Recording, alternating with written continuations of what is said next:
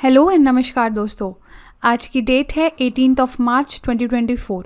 हम यहाँ पे डेली बेसिस पे the Hindu and various other newspapers plus government websites plus जो भी अदर कोचिंग इंस्टीट्यूट्स होते हैं वहाँ से हम इम्पॉर्टेंट आर्टिकल्स को डिस्कस करते हैं फ्रॉम प्रीलिम्स पर्सपेक्टिव, जिससे आपके जो आर्टिकल्स हैं वो डेली बेसिस पे प्रिपेयर हो पाएँ।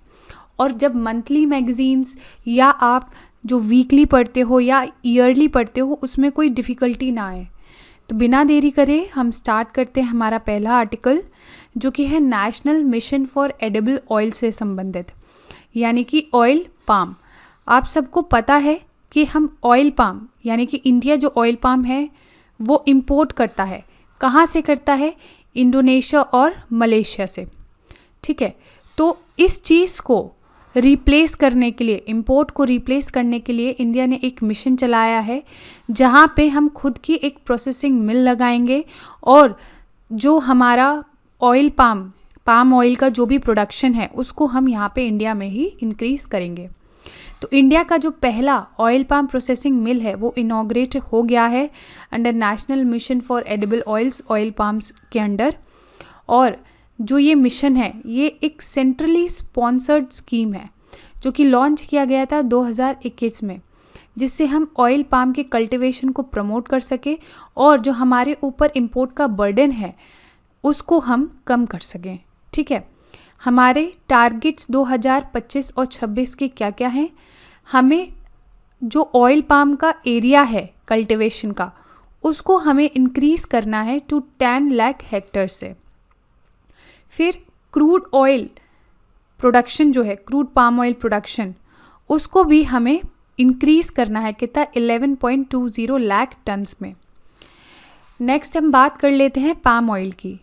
जो ये पाम ऑयल है ना, सबसे ज़्यादा इसके जो पेड़ हैं वो मलेशिया और इंडोनेशिया में उगाए जाते हैं, यानी कि around 90% of world's oil palm trees कहाँ पे होते हैं? मलेशिया और इंडोनेशिया से। तो इसीलिए हम जो इंपोर्ट करते हैं इन्हीं दोनों कंट्रीज से ज़्यादा करते हैं। ठीक है, ये किस किस चीज़ों में यूज़ होता है? फूड प्रोडक्ट्स में, डिटर्जेंट्स, कॉस्मेटिक्स एंड बायोफ्यूल्स में यूज़ होता है। इंडिया में सबसे ज़्यादा प्रोडक्शन पाम ऑयल का कहाँ होता है? आंध्र प्रदेश, तेलंगाना, केरला। यहीं से 98% of total production of the country of palm oil यहीं से आता है, आंध्र प्रदेश, तेलंगाना और केरला से। काफ़ी इम्पॉर्टेंट आर्टिकल है। बेसिक्स जो भी है आप बिल्कुल ध्यान रख लो, क्योंकि यूपीएससी ने प्रीलिम्स में पहले भी क्वेश्चन पूछा है। नेक्स्ट आर्टिकल है हमारा इथेनॉल 100 से संबंधित। जैसा कि हम सब जानते हैं, जो हमारी इंडियन गवर्नमेंट है वो इथेनॉल को काफ़ी ज़्यादा प्रमोट कर रही है। अब क्यों कर रही है उसकी क्वालिटीज़ के बारे में हम अभी समझेंगे।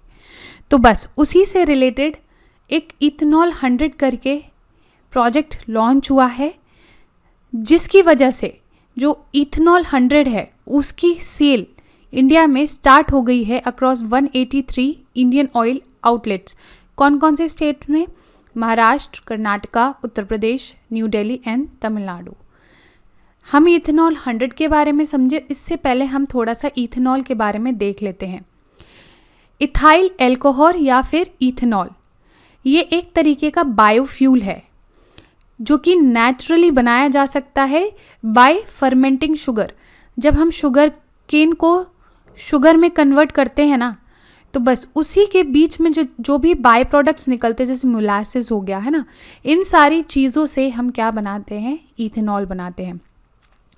तो जो आपका इथेनॉल है वो 99.9% प्योर एल्कोहल है जो कि ब्लेंड किया जा सकता है पेट्रोल में।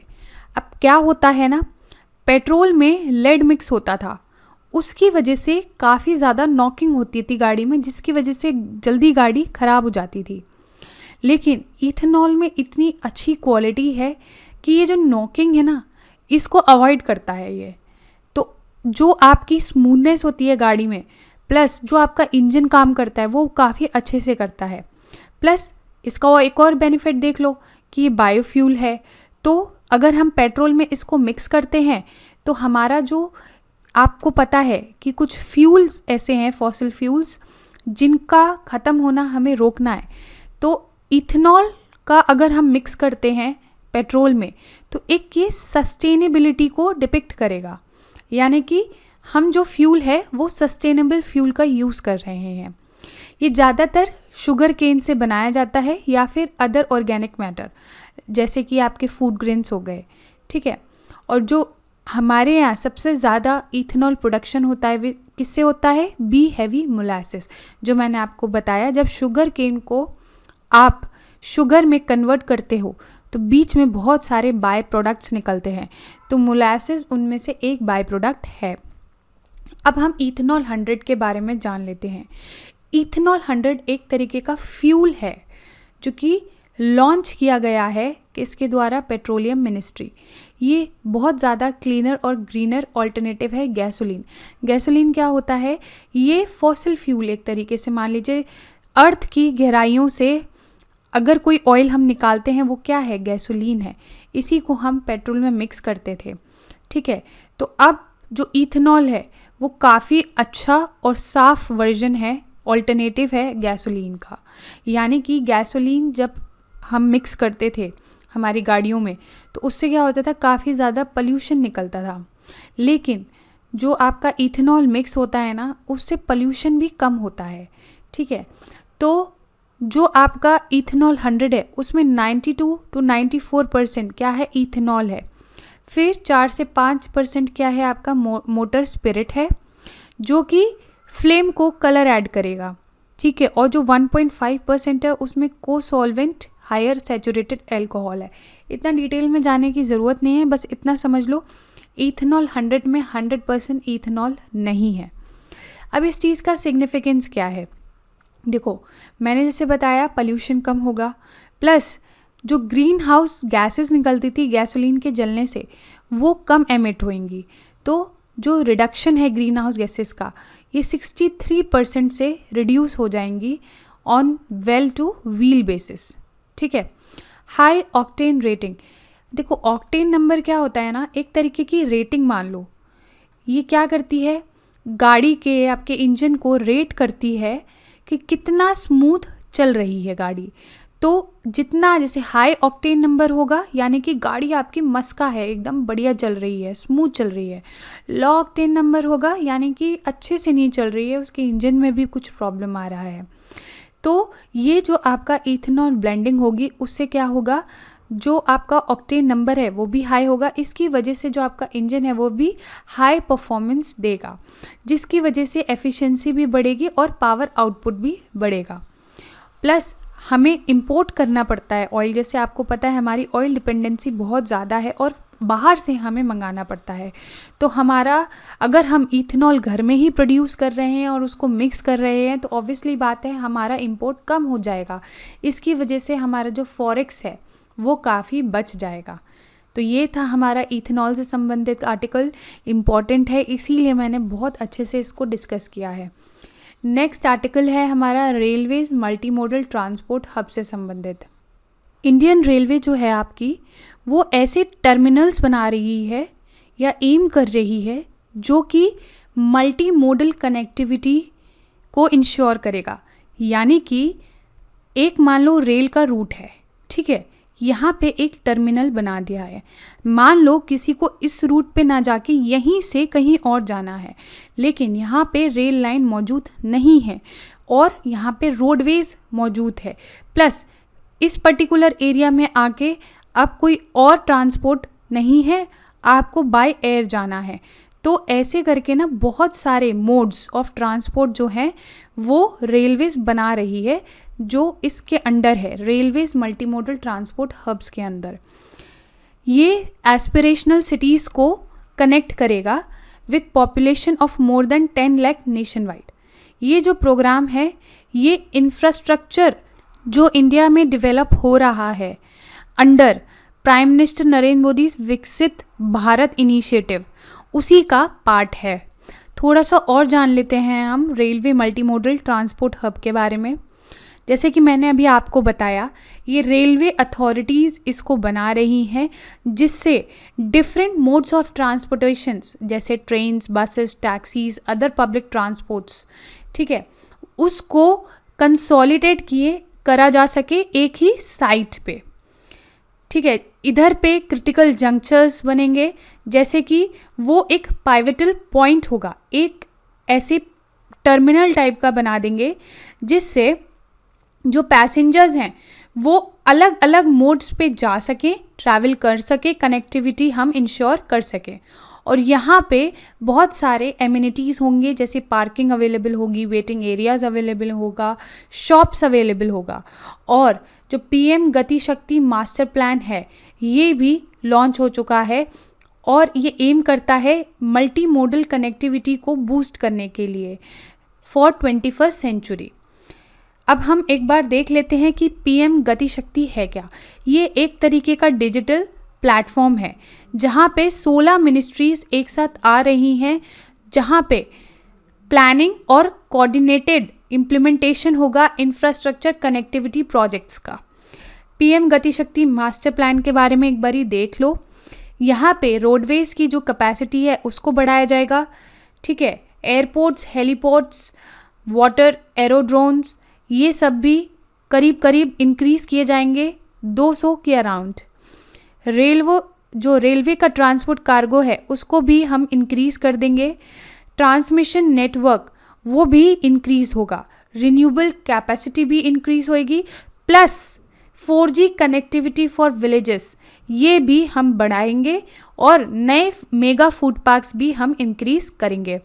ये याद रखना, जैसे आपको कनेक्टिविटी का तो याद रहेगा, लेकिन हो सकता है आपको 4G का याद ना हो, रिन्यूएबल कैपेसिटी का याद ना हो, तो ये सारी चीज़ें भी इस गति शक्ति मास्टर प्लान में इंक्लूडेड हैं। नेक्स्ट आर्टिकल है हमारा Pandavula Gutta designated as a geo heritage site. ये जो आपकी पांडावुला गुट्टा जो एंशियंट साइट है ये तेलंगाना में है, जिसको हाल फिलहाल अभी जियो हेरिटेज साइट का डेजिग्नेशन मिल चुका है। ये एक बहुत ही पुरानी साइट है, यानी कि ऐसा माना जाता है हिमालय से भी पुरानी टाइम की है, जो कि एंशियंट रॉक पेंटिंग्स को शोकेस करती है बहुत सारे डिफरेंट कलर्स में, जैसे ग्रीन, रेड, येलो, वाइट। जैसे आपने भीमबेटका केव्स के बारे में सुना होगा एमपी में, मध्य प्रदेश में, ऐसे ही ये काफ़ी पुरानी साइट है। यहाँ पे बहुत सारे सिंबल्स हैं, जैसे स्वास्तिका, सर्कल, स्क्वायर्स, एनिमल्स बनाए गए हैं, बिसन, एंटीलोप, टाइगर एंड लेपर्ड्स। एक बार हम ये जान लेते हैं कि जियो हेरिटेज साइट्स होती क्या हैं। जो जियो हेरिटेज होती है ये जियोलॉजिकल फीचर्स को बताती है जो कि कल्चरली और इनहेरेंटली सिग्निफिकेंट हो अर्थ के इवोल्यूशन और हिस्ट्री को जानने में, और जो कि हम यूज़ कर सके एजुकेशन पर्पसेस के लिए। ये जो साइट्स हैं ये डेजिग्नेट की जाती हैं by geological survey of India. India जो है मेंबर है UNESCO convention concerning the protection of the world cultural and natural heritage, जो कि सेफगार्ड करता है, बचाता है इन साइट्स को, जिससे एक proper rules, regulations and legislations के थ्रू, जैसे कि बहुत अदर सारी कंट्रीज़ भी हैं वर्ल्ड वाइड, वो भी इसी कन्वेंशन के अंडर अपनी अपनी नेचुरल हेरिटेज को प्रोटेक्ट करती हैं। जियोलॉजिकल सर्वे ऑफ इंडिया, ये जान लो, देखो इसका हेडक्वार्टर कोलकाता में है। 1851 में इसको इस्टेब्लिश किया गया था, लेकिन इसका एम तब साइट्स को बचाना नहीं था, तब इसका एम था कि कोल डिपॉजिट्स को ढूंढा जा सके फॉर रेलवेज। तो इसीलिए जीएसआई को मिनिस्ट्री ऑफ माइंस के अंडर डाला गया था, यानी कि ये अटैच्ड ऑफिस है टू मिनिस्ट्री ऑफ माइंस। इसका जो मेन फंक्शन है वो ही है कि क्रिएशन और अपडेशन हो नेशनल जियो साइंटिफिक इंफॉर्मेशन का और मिनरल रिसोर्सेज का असेसमेंट हो। ठीक है, नेक्स्ट आर्टिकल है हमारा बनेरघट्टा बायोलॉजिकल पार्क से संबंधित। जैसा कि हम सब जानते हैं कि बेंगलुरु में काफ़ी ज़्यादा वाटर क्राइसिस हो रखे हैं, तो ये आर्टिकल ये बोल रहा है कि जो वाटर क्राइसिस बेंगलुरु में हो रखे हैं वो बनेरघट्टा बायोलॉजिकल पार्क में इम्पैक्ट करना अनलाइकली है, यानी कि जो बनेरघट्टा बायोलॉजिकल पार्क है वो आपके वाटर क्राइसिस से बचा रहेगा, क्योंकि ये आपकी बेंगलुरु सिटी के आउटस्कर्ट्स में है, यानी कि मेन सिटी में ये लोकेटेड नहीं है। अब थोड़ा सा बनेरघट्टा बायोलॉजिकल पार्क के बारे में जान लेते हैं। ये एक सेंचुरी है जो कि बेंगलुरु में या कर्नाटका में लोकेटेड है। इसको 1971 में इस्टेब्लिश किया गया था और एक बायोलॉजिकल रिजर्व इन 2002 में इसको डिक्लेयर कर दिया गया था। जैसा कि आप सब जानते हैं, बायोलॉजिकल पार्क एक तरीके का ज़ू मान लीजिए, ठीक है। छोटा सा इनक्लोजर में यहाँ पे एनिमल्स को रखा जाता है और मेन पर्पस इसका एजुकेशन होता है, ठीक है। और बायोलॉजिकल रिजर्व जैसे आप सब जानते हैं काफ़ी बड़ा प्रोटेक्टेड एरिया होता है, जैसे आपके national park, wild life sanctuary, ये सब क्या होते हैं, आपके बायोलॉजिकल रिजर्व्स होते हैं। ये जो बनेरघट्टा बायोलॉजिकल पार्क है, ये पहला ऐसा बायोलॉजिकल पार्क है इंडिया का जिसका फेंस है फॉरेस्टेड एलिफेंट सेंचुरी में, ठीक है। और 2006 में इंडिया का पहला बटरफ्लाई इनक्लोजर था, इनॉग्रेट किया गया था इस वाले पार्क में। द सुवर्णमुखी स्ट्रीम जो है इस पार्क के थ्रू जाती है, ठीक है।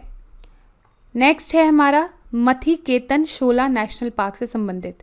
लोकेशन देख लो, लोकेशन काफ़ी ज़्यादा इम्पॉर्टेंट होती है।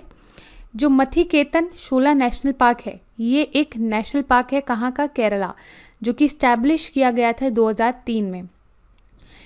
इसका इंटरस्टेट बाउंड्री है, यानी कि केरला से भी और तमिलनाडु से भी जो बाउंड्री है इसकी शेयर होती है।